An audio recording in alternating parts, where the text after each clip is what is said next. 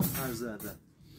مشتری عزیز که گفته بودن این میلا رو ما چجوری تو این پارچه بندازیم و طرز انداختنش رو کجا قرار میگیره. این پارچه چارگوشه، نگاه کنید مال همینه. اینجا یه ذره با دست یه تکون میدید نخ پاره میشه. این میلای کوتاه که میندازی واسه سر همینجاست.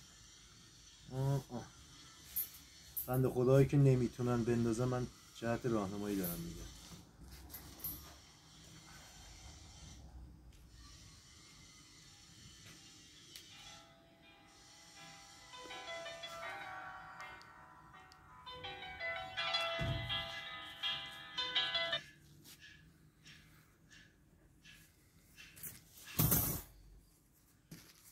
این از این میلا قشنگ اینجا جا گذاشتن، دوختش هستش.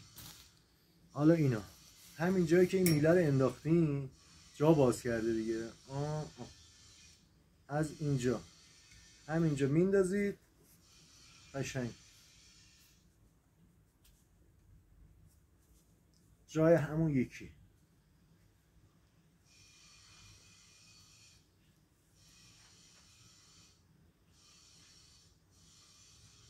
دیگه نمیخواد پارچه رو پاره کنید. یا خانمایی که بلد نیستن میتونن اینجا یه سوراخ هم بزنن از این بغل.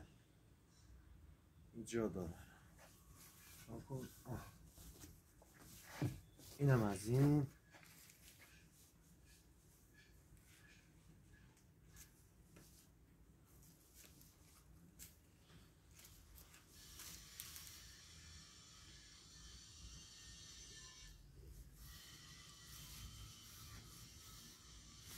این 4 تا میله.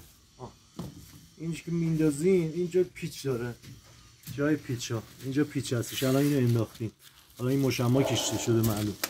اینجا 3 تا پیچ داره. این میله میفته اینور، اینورم بگیر. این هم که میفته 4 تا پیچ اینوره. اینجا قشنگ اینا هم طبق همون 4 تا پیچ اینوره 3 تا پیچ اینوره میکشی قشنگ. تمام. کار سختی نیست.